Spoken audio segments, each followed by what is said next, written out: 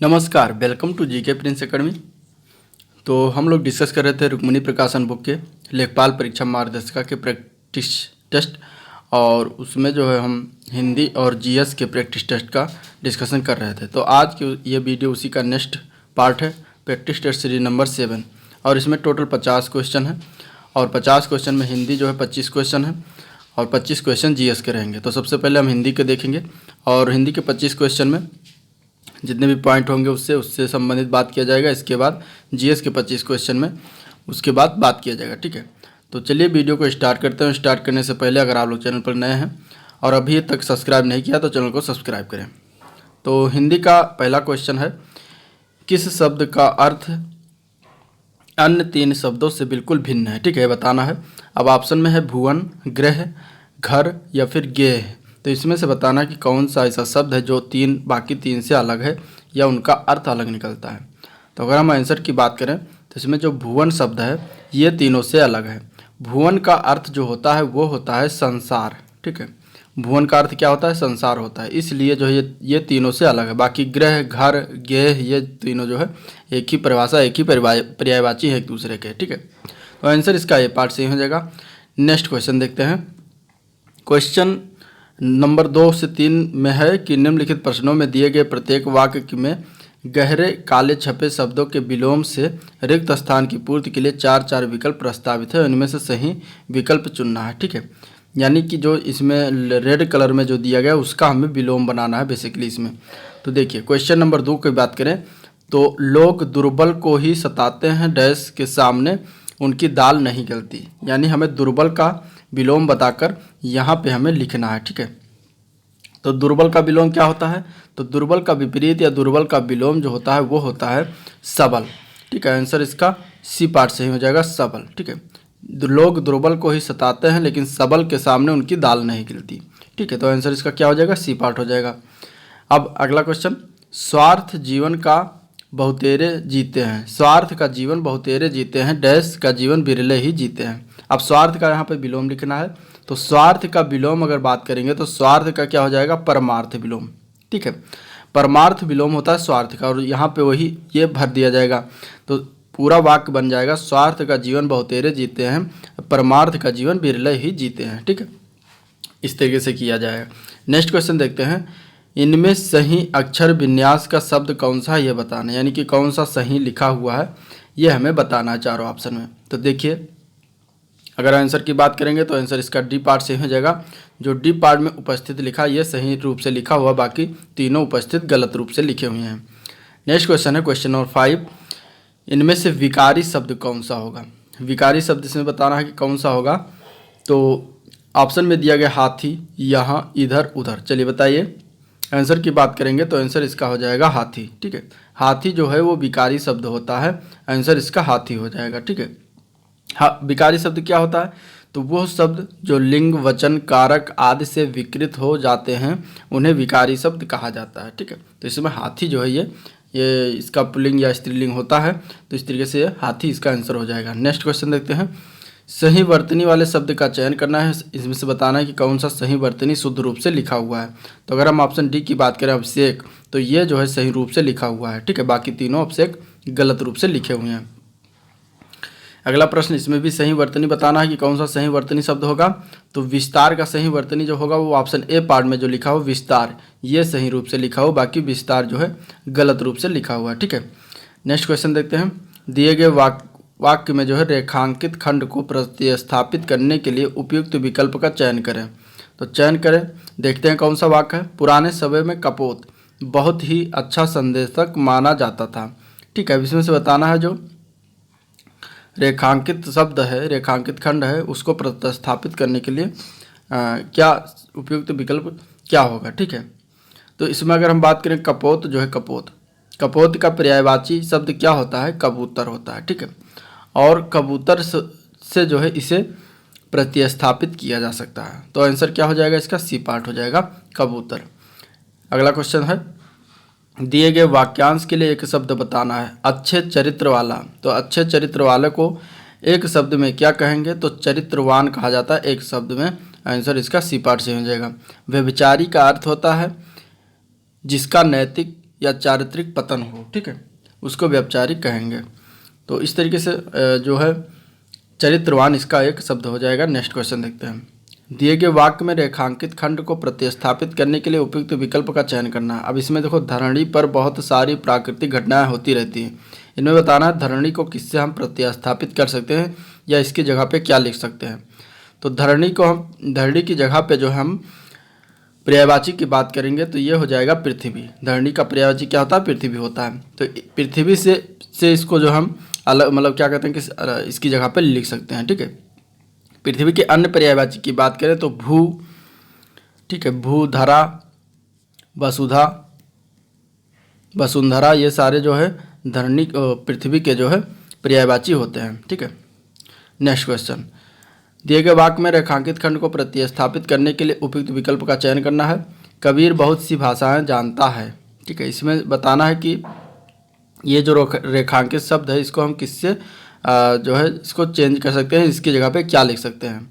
तो बहुत भाषाएं जानने वाले को एक शब्द में क्या कह सकते हैं? बहुभाषाविद, ठीक है। तो आंसर इसका क्या हो जाएगा? सी पार्ट हो जाएगा। बहुभाषाविद यहाँ से लिख सकते हैं, कबीर बहुभाषाविद है, ठीक है। नेक्स्ट क्वेश्चन है, निम्न में से कौन सा घोष वर्ण है? बताना इनमें से कौन सा घोष वर्ण है, ठीक है। घोष वर्ण की बात करेंगे तो देखिए, जिन वर्णों के उच्चारण में केवल नाद का उपयोग होता है उन्हें घोष वर्ण कहते हैं, ठीक है। अब इनमें अगर हम बात करें तो जो हा है, हा, ठीक है, हा, ये इसका आंसर हो जाएगा। हा एक घोष वर्ण है, ठीक है। अगला क्वेश्चन, वाह व्यंजन का उच्चारण स्थान बताना है, कहाँ पर होता है? तो वाह व्यंजन का उच्चारण स्थान की बात करेंगे तो वो होता है दंत्योष्ठ में, ठीक है, दंत्योष्ठ में। तो आंसर इसका सी पार्ट से हो जाएगा, दंत्योष्ठ। नेक्स्ट क्वेश्चन है, निम्न में से एक विकल्प में शब्द की शुद्ध वर्तनी रूप क्या होगा उसे बताना, ठीक है। घर के आसपास और संस्थान क्षेत्रों में अधिक पेड़ लगाने जाने चाहिए। अब इसमें जो संस्थान है इसका शुद्ध रूप क्या होगा ये बताना है। तो संस्थान को कैसे लिख सकते हैं? संस्थान को जो बी पार्ट में ऑप्शन दिया गया है इसको इस तरीके से लिखा जा सकता है, ठीक है। आंसर इसका बी पार्ट से हो जाएगा। अब 15 से लेकर क्वेश्चन नंबर 17 तक गद्यांश ये दिया गया है और गद्यांश को पढ़ के जो है 15 से 17 तक के आंसर देना है, ठीक है। तो अगर हम 15 के आंसर की क्वेश्चन की बात करें तो इस अनुच्छेद का सर्वाधिक उपयुक्त शीर्षक क्या है? जो गद्यांश दिया गया है उसका शीर्षक बताना है क्या होगा। तो अगर इसको आप पढ़ेंगे तो इसका शीर्षक निकल के आएगा स्वतंत्र राष्ट्र की राष्ट्रभाषा, ठीक है। स्वतंत्र राष्ट्र की राष्ट्रभाषा इस गद्यांश का शीर्षक बनता है, ठीक है।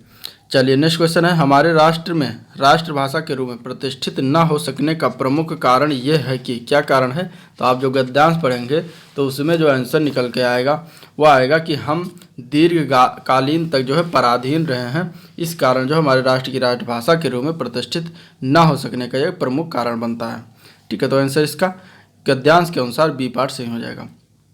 क्वेश्चन नंबर 17 है, राष्ट्र जीवन की पूर्णता के लिए आवश्यक है, क्या आवश्यक है?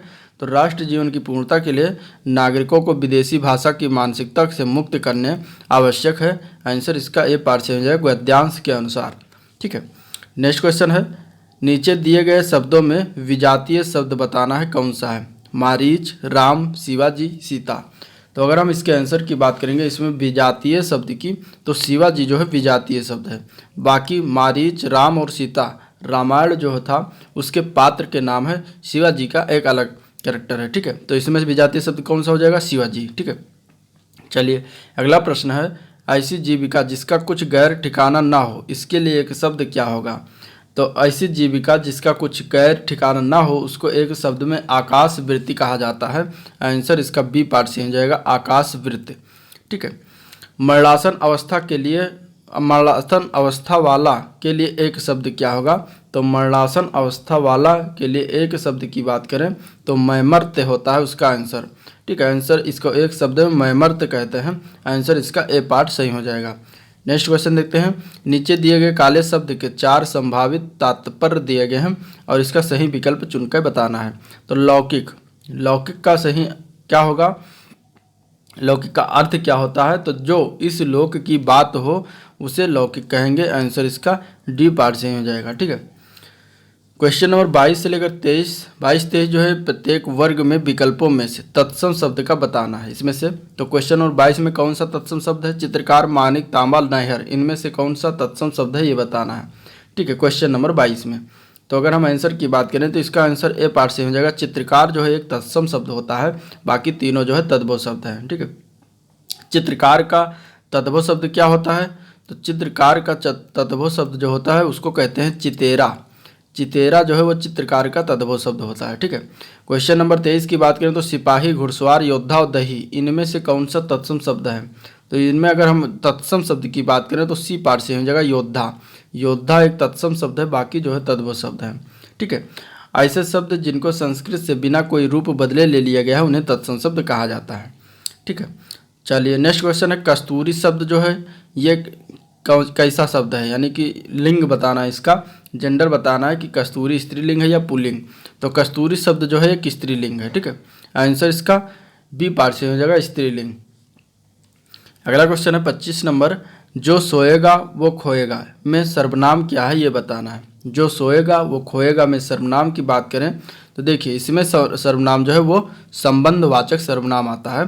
आंसर इसका डी पार्ट से हो जाएगा सर्वनाम, संबंधवाचक सर्वनाम। ठीक है, जिन सर्वनाम शब्दों का प्रयोग किसी वस्तु या व्यक्ति का संबंध बताने के लिए प्रयोग हो उसे संबंधवाचक सर्वनाम कहते हैं। ठीक है, तो ये हो गया हिंदी के 25 क्वेश्चन। अब हम बात करेंगे सामान्य ज्ञान के 25 क्वेश्चन। तो उसमें हम देखते हैं पहला question, Hindustan socialist Republican association की स्थापना किसके द्वारा किया गया था? तो हिंदुस्तान सोशलिस्ट रिपब्लिकन एसोसिएशन की स्थापना जो है भगत सिंह ने किया था। आंसर इसका सी पार्ट से हो जाएगा। कब किया था? 1928 में। ठीक है, ये भी याद रखना है। और कहाँ किया था? दिल्ली के फिरोज शाह कोटला मैदान में किया था। ठीक है, ये तीनों बातें आपको याद रखनी है। इसके अगर हम कुछ और ऐतिहासिक बात कर लेते हैं तो 1924 ईस्वी में जो है 1924 में चंद्रशेखर आज़ाद एवं सचिंद्र सान्याल के द्वारा कानपुर में हिंदुस्तान रिपब्लिकन एसोसिएशन की स्थापना किया गया था। ठीक है, और इसको बाद में जो है भगत सिंह ने इसमें एक शब्द और जोड़ दिया था 1928 में, हिंदुस्तान सोशलिस्ट रिपब्लिकन एसोसिएशन कर दिया था। ठीक है, और ये जब हिंदुस्तान रिपब्लिकन एसोसिएशन इसकी स्थापना 1924 में जब किया गया था तब कानपुर जगह था। ठीक है, तो ये भी आपको याद रखना है। इसके बाद 1925 में इसी संगठन ने जो है काकोरी रेल डकैती को सफलतापूर्वक अंजाम दिया था। 1904 की बात करें तो अभिनव भारत नामक गुप्त क्रांतिकारी संगठन की स्थापना वीर सावरकर ने किया था। 1940 में जो है अगर हम बात करते हैं तो उधम सिंह के बारे में है, इन्होंने लंदन में जनरल डायर को गोली मारकर हत्या कर दी थी। ठीक है, 1940 में, जो कि ये जलियांवाला बाग हत्याकांड का ये जिम्मेदार था। ठीक है, इसने गोली चलवा दी थी 1919 में। तो इसको कब मारा गया था? उधम सिंह ने इसको क्या कहते हैं कि 1940 ईस्वी में गोली मारकर हत्या कर दी थी। तो इसका आंसर हो जाएगा भगत सिंह। चलिए नेक्स्ट क्वेश्चन देखते हैं, नेहरू राष्ट्रभक्त है जबकि जिन्ना राजनीतिज्ञ, ये कथन किसका है ये बताना है। तो ये कथन जो कहा गया था वो कहा गया था मौलाना आज़ाद के द्वारा। ठीक है, आंसर इसका डी पार्ट से हो जाएगा मौलाना आज़ाद। मौलाना आज़ाद ने अपनी पुस्तक, इनकी पुस्तक थी इंडिया विंस फ्रीडम, उन्होंने इसमें यह व्यक्त किया है, उल्लेख किया कि नेहरू राष्ट्रभक्त हैं जबकि जिन्ना राजनीतिक। ठीक है, सरदार पटेल को जो है लौह पुरुष कहा जाता है, जो कि देश के प्रथम उप प्रधानमंत्री और गृह मंत्री बने थे। ठीक है, सारे जहां से अच्छा हिंदुस्तान हमारा, ये जो पंक्ति है ये इकबाल की पंक्ति है। ठीक है, और महात्मा गांधी ने भारत छोड़ो आंदोलन, करो मरो का नारा दिया, असहयोग आंदोलन, ठीक है, चंपारण सत्याग्रह, खेड़ा आंदोलन, बहुत सारे आंदोलन जो है गांधी जी के द्वारा संचालित किया गया था, चलवाया गया था। ठीक है, मौलाना आज़ाद जो है गणतंत्र भारत के प्रथम शिक्षा मंत्री बने थे। मौलाना आज़ाद का जन्म दिवस 11 नवंबर को राष्ट्रीय शिक्षा दिवस के रूप में मनाया जाता है। नेक्स्ट क्वेश्चन देखते हैं, गांधी इरविन समझौता में किस आंदोलन को रोकने का प्रावधान किया गया था? ठीक है, गांधी इरविन समझौता में किस आंदोलन रोकने का प्रावधान किया गया था? तो आंसर की बात करें तो वो है सविनय अवज्ञा आंदोलन को रोकने का प्रावधान उसमें किया गया था। आंसर इसका बी पार्ट सही हो जाएगा। नेक्स्ट क्वेश्चन है, जैन धर्म का आधारभूत बिंदु क्या है? कर्म है, निष्ठा है, अहिंसा या फिर विराग है? तो जैन धर्म का आधारभूत बिंदु जो है वो अहिंसा है। ठीक है, आंसर इसका सी पार्ट से हो जाएगा अहिंसा। जैन धर्म में अहिंसा पर काफ़ी बल दिया गया है, साथ ही फसल को काटना भी जो है हिंसा बताया गया है जैन धर्म में। ठीक है, जिसके कारण जैन धर्म को जो है कृषक वर्ग इसे स्वीकार नहीं कर सका। जैन धर्म के 5 महाव्रत में अहिंसा शब्द शामिल है, और ये 5 महाव्रत कौन से? अहिंसा, अपरिग्रह, अस्तेय, सत्यवचन और ब्रह्मचर्य। ठीक है, तो आंसर इसका क्या हो जाएगा? सी हो जाएगा। नेक्स्ट क्वेश्चन देखते हैं, 1919 में अखिल भारतीय खिलाफत सम्मेलन का अध्यक्ष किसे चुना गया था? 1919 में जो अखिल भारतीय खिलाफत सम्मेलन हुआ था उसका अध्यक्ष जो है महात्मा गांधी को चुना गया था। ठीक है, आंसर इसका ए पार्ट से हो जाएगा, महात्मा गांधी। चलिए नेक्स्ट क्वेश्चन देखते हैं। जब प्रकाश किरण एक माध्यम से दूसरे माध्यम में जाती है तो इसमें क्या परिवर्तन होता है ये बताना है। तो जब प्रकाश किरण एक माध्यम से दूसरे माध्यम में जाती है तो तरंग दैर्घ्य समान बनी रहती है, ये गलत हो जाएगा। आवृत्ति समान बनी रहती है, ये सही है। ठीक है, बाकी और गलत है। तो आंसर इसका क्या हो जाएगा? B part. जब एक माध्यम दूसरे माध्यम में जाती है तो सिर्फ आवृत्ति जो है वो समान रहती है, बाकी सारे डिस्टर्ब हो जाते हैं।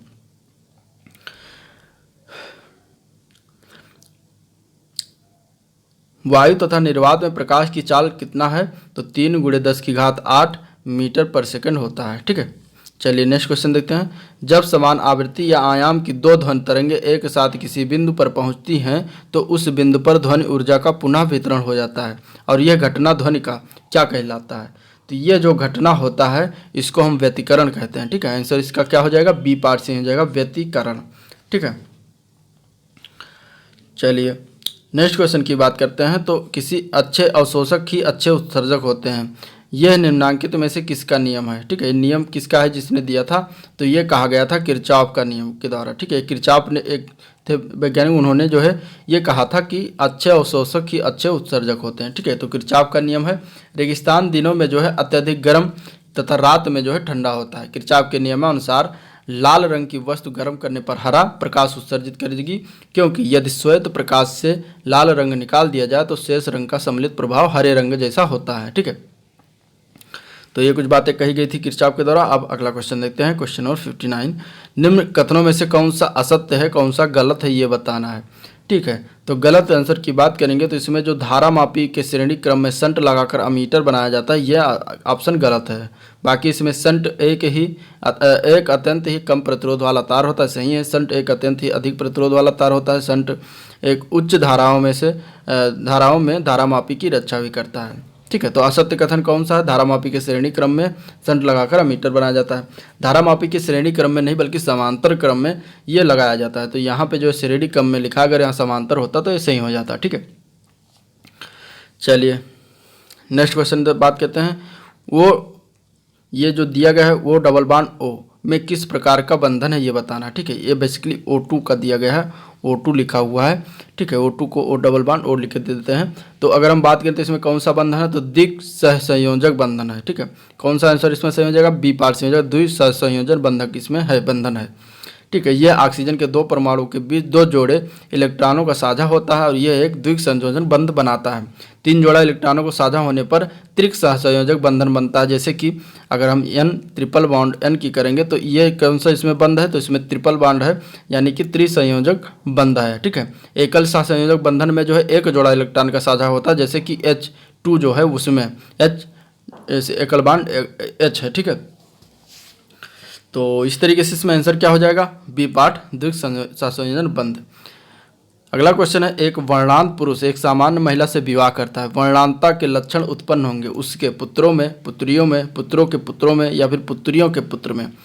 तो अगर एक वर्णांत पुरुष और एक सामान्य महिला उसका विवाह होता है तो इसमें जो है उसके लक्षण, वर्णांतता के लक्षण जो है पुत्रियों के पुत्र में उत्पन्न होंगे। आंसर इसका क्या हो जाएगा? डी पार्ट से हो जाएगा, पुत्रियों के पुत्र में। ठीक है, वर्णांतता जो है एक कलर ब्लाइंडनेस इसको इंग्लिश में कहते हैं। ये आंखों का एक रोग होता है जिसमें रोगी को किसी एक या एक से अधिक रंगों का बोध नहीं हो पाता है। इसमें लाल हरा रंग की दृष्टि प्रभावित होती है। इससे उस व्यक्ति के रंग बोध की शक्ति साधारण व्यक्तियों के रंग बोध की शक्ति से कम हो जाती है और यह एक रोग जो है ये आनुवांशिक होता है, अर्थात ये रोग जन्म से ही हो सकता है। ठीक है, इस रोग में व्यक्ति के रंगों के गहरेपन का बोध या रंगों की पहचानने की शक्ति जो है वो नहीं रह जाती है। तो आंसर इसका डी पार्ट हो जाएगा। नेक्स्ट क्वेश्चन, अगला प्रश्न है, मॉनिटर की स्क्रीन पर दिखाई देने वाले पिक्सल को किस नाम से जाना जाता है? तो मॉनिटर की स्क्रीन पर दिखाई देने वाले पिक्सल को क्या कहा जाता है? रिजोल्यूशन कहा जाता है। ठीक है, आंसर इसका क्या हो जाएगा? डी पार्ट हो जाएगा, रिजोल्यूशन। पिक्सल जो है सबसे सूक्ष्म बिंदु है जिसके द्वारा चित्र के गुणवत्ता को प्रकट करते हैं। पिक्सल जो है रंगों की तीव्रता पर निर्भर करता है। रंग जो है मुख्य रूप से 2 प्रकार का होता है, एक होता है प्राथमिक रंग और दूसरा होता है द्वितीयक रंग। प्राथमिक रंग में जो है लाल हरा नीला RGB, इनको जो है क्या कहते हैं? प्राथमिक रंग कहा जाता है। ठीक है, बाकी जितने भी रंग हैं वो सब द्वितीयक में आएंगे। द्वितीयक रंग में पीला, मैजेंडा, सियान, ये सब द्वितीयक रंग कहा जाता है। ठीक है, नेक्स्ट क्वेश्चन देखते हैं, भारत में सिक्कों की ढलाई का काम कौन करता है? तो भारत में अगर सिक्कों की ढलाई के काम की बात करेंगे तो वो वित्त मंत्रालय के द्वारा किया जाता है। ठीक है, आंसर इसका ए पार्ट से हो जाएगा, वित्त मंत्रालय करता है भारत में सिक्कों की ढलाई। ठीक है, बैंक नोट व सिक्कों का उत्पादन जो है या अथवा ढलाई जो है security printing and minting corporation of India limited के माध्यम से भारत सरकार द्वारा किया जाता है। बैंक नोट अथवा सिक्का का मुद्रण 4 मुद्रणालय में जो है किया जाता है और वह हैं, पहला है नासिक प्रेस पश्चिमी भारत महाराष्ट्र, दूसरा है देवास प्रेस मध्य भारत मध्य प्रदेश, मैसूर प्रेस है कर्नाटक में और सालबोनी प्रेस पश्चिम बंगाल में। यहाँ पे जो है मुद्रा को ढलाई सलाई किया काम किया जाता है। नेक्स्ट क्वेश्चन है, प्रोसेसर में एक कंट्रोल यूनिट और एक शामिल होता है, क्या शामिल होता है ये बताना है। तो प्रोसेसर में एक कंट्रोल यूनिट होता है और एक अर्थमेटिक लॉजिक यूनिट होता है जिसको ALU कहा जाता है। आंसर इसका क्या हो जाएगा, सी पार्ट से हो जाएगा, अर्थमेटिक लॉजिक यूनिट। ठीक है, CPU के मुख्य 3 घटक होते हैं, एक होता है अंकगणितीय तर्क यानी कि अर्थमेटिक लॉजिक यूनिट, दूसरा होता है मेमोरी यूनिट, तीसरा होता है कंट्रोल यूनिट। ठीक है, तो इस तरीके से आपको जानना चाहिए। अगला क्वेश्चन देखते हैं, भारत सरकार के कुल घाटे में जो है किस घाटे का सबसे अधिक, बजट के कुल घाटे में किस घाटे का सबसे अधिक योगदान रहता है ये बताना है। तो भारत सरकार में जो है राजकोषीय घाटा ये होता है जो कि बजट के कुल घाटे में सबसे अधिक रहता है। ठीक है, आंसर क्या हो जाएगा, बी पार्ट से हो जाएगा, राजकोषीय घाटा। राजकोषीय घाटा बजटीय घाटा का सबसे बड़ा भाग होता है और सरकार के द्वारा अन्य सभी घाटों की तुलना में राजकोषीय घाटे को ही प्राथमिकता दी जाती है। ठीक है, तो आंसर क्या हो जाएगा, बी पार्ट हो जाएगा। नेक्स्ट क्वेश्चन देखते हैं, अगला क्वेश्चन है, भारत में आर्थिक उदारीकरण करने का श्रेय किसको प्राप्त है, किसे प्राप्त है, आर्थिक उदारीकरण श्रेय किसने किया था ये बताना है। तो अगर हम आंसर की बात करेंगे तो डॉक्टर PV नरसिम्हा राव को जो है प्राप्त है। आंसर क्या हो जाएगा, बी पार्ट से ही हो जाएगा। 1991 में वित्त मंत्री मनमोहन सिंह ने आर्थिक उदारीकरण किए थे। आर्थिक उदारीकरण का जनक मनमोहन सिंह को कहा जाता है। ठीक है, उदारीकरण करने का श्रेय PV नरसिम्हा राव को है क्योंकि वह उस वक्त भारत के प्रधानमंत्री थे। नेक्स्ट क्वेश्चन देखते हैं, अगला क्वेश्चन है, सूची दिया गया सूची को मिलान करना है। ठीक है, और संस्थान है और अनुच्छेद दिया गया है। भारत का नियंत्रक एवं महालेखा परीक्षक की बात करें तो किस अनुच्छेद में इसका वर्णन है, तो ये इसका वर्णन अनुच्छेद 148 में किया गया है। ठीक है, वित्त आयोग का वर्णन किस अनुच्छेद में किया गया है, तो वित्त आयोग का वर्णन जो है वो अनुच्छेद 280 में किया गया है। प्रशासनिक अधिकरण का वर्णन जो है ये अनुच्छेद 223 के ए पार्ट में किया गया है। ठीक है, संघ लोक सेवा आयोग का वर्णन जो है किया गया है ये अनुच्छेद 315 के क्या कहते हैं कि 315 के अनुच्छेद में किया गया है वर्णन। ठीक है, तो इस तरीके से आंसर इसका ए पार्ट से हो जाएगा। अब अगला क्वेश्चन देखते हैं, नेक्स्ट क्वेश्चन की बात करते हैं, तो भारतीय संविधान की व्याख्या करने वाला अंतिम प्राधिकारी कौन होता है, तो अंतिम प्राधिकारी होता है वो उच्चतम न्यायालय। ठीक है, इसका आंसर क्या हो जाएगा, उच्चतम न्यायालय। उच्चतम न्यायालय जो है वो भारतीय संविधान की व्याख्या करने वाला अंतिम प्राधिकारी होता है। उच्चतम न्यायालय जो है भारतीय संविधान के भाग 5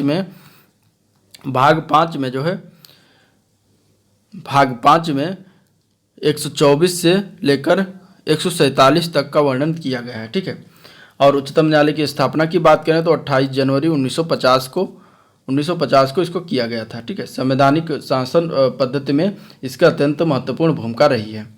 नेक्स्ट क्वेश्चन देखते हैं, भारत के राष्ट्रपति के निषेधाधिकार की शक्ति स्वरूप क्या है ये बताना है। तो भारत के राष्ट्रपति के निषेधाधिकार की शक्ति के स्वरूप के अंतर्गत संपूर्ण, पॉकेट तथा निलंबनकारी निषेधाधिकार तीनों शामिल हैं। ठीक है, तो आंसर क्या हो जाएगा, ये सभी हो जाएगा, ये तीनों हो जाएगा। ठीक है, चलिए नेक्स्ट क्वेश्चन देखते हैं, भारत के निम्नलिखित बंदरगाहों में कौन सा एक खुला सागरीय बंदरगाह है। खुला और सागरीय बंदरगाह की बात करें इसमें तो सी पार्ट से हो जाएगा, चेन्नई जो है वो खुला और सागरीय बंदरगाह है। ठीक है, चेन्नई बंदरगाह जो है भारत का सबसे पुराना कृत्रिम बंदरगाह है। ठीक है, ये भी आपको याद रखना है। नेक्स्ट क्वेश्चन, कोल बांध परियोजना का निर्माण भारत में निम्नलिखित में से किस नदी पर किया गया। कोल बांध परियोजना का निर्माण जो है सतलज नदी पर किया गया है। आंसर इसका बी पार्ट से हो जाएगा, सतलज नदी। अगला क्वेश्चन देखते हैं, निम्नलिखित में से कौन सा कर्नाटक, केरल और तमिलनाडु राज्यों के मिलन स्थल पर स्थित है। कौन सी पहाड़ी स्थित है, तो वो है नीलगिरी की पहाड़ी। आंसर इंपॉर्टेंट है इसका, नीलगिरी पहाड़ियाँ। ठीक है, जो कि ये तीनों के मिलन पर स्थित है, 3 राज्यों के मिलन पर। नीलगिरी पहाड़ियाँ जो पूर्वी घाट और पश्चिमी घाट का मिलन स्थल भी है और इसकी सबसे सर्वोच्च चोटी का नाम है दोद्दा बेट्टा। दोदा बेट्टा जो दक्षिण भारत की दूसरी सबसे ऊंची चोटी है। नीलगिरी पहाड़ियों पर कौन सी जनजात रहती है? टोडा जनजात रहती है। ये भी इंपॉर्टेंट है, आपको याद रखना चाहिए। चलिए नेक्स्ट क्वेश्चन देखते हैं। भारत के निम्नलिखित मिट्टियों में कपास की खेती के लिए कौन सी सर्वाधिक उपयुक्त खेती है? तो कपास की खेती के लिए सर्वाधिक उपयुक्त खेती कौन सी होती है? तो वो होती है रेगुर मिट्टी। ठीक है, आंसर इसका कौन सा पार्ट से हो जाएगा? ए पार्ट से हो जाएगा। रेगुर मिट्टी जो होती है वो मैग्मा लावा से निर्मित मिट्टी होती है और इसको काली मिट्टी भी कहा जाता है। ठीक है, तो इस तरीके से आंसर क्या हो जाएगा? ए पार्ट से हो जाएगा। अगला क्वेश्चन है, एक ऑप्टिकल डिस्क पर लिखने की प्रक्रिया क्या है? एक ऑप्टिकल डिस्क पर लिखने की प्रक्रिया को क्या कहते हैं? बर्निंग कहा जाता है। आंसर इसका कौन सा पार्ट हो जाएगा? डी पार्ट हो जाएगा। कॉम्पैक्ट डिस्क, ऑप्टिकल डिस्क जो होता है सीडी, सीडी को क्या कहते हैं? कॉम्पैक्ट डिस्क इसका पूरा नाम है। डीवीडी भी होता है, डीवीडी का पूरा नाम है डिजिटल वर्सेटाइल डिस्क। ठीक है, सीडी और डीवीडी को पढ़ने के लिए लेजर बीम का उपयोग किया जाता है। लास्ट क्वेश्चन है इस वीडियो का, ग्लोबल मैन्युफैक्चरिंग रिस्क इंडेक्स 2021 में दूसरे स्थान पर कौन सा देश है, ये बताना है। तो आंसर की बात करेंगे तो आंसर इसमें सी पार्ट से हो जाएगा, भारत। ठीक है, तो ये था ओवरऑल क्वेश्चन जिसमें हिंदी और जीएस के 50 क्वेश्चन डिस्कशन हुए। अगर वीडियो पसंद आया तो लाइक करिए, चैनल को सब्सक्राइब करिए, साथ में अपने दोस्तों में ज़्यादा से ज़्यादा शेयर करिए। ठीक है, कमेंट करके फीडबैक दे सकते हैं। और आज के लिए इतना ही, मिलते हैं नेक्स्ट वीडियो में। तब तक के लिए थैंक यू। पढ़ते रहिए, मस्त रहिए, स्वस्थ रहिए।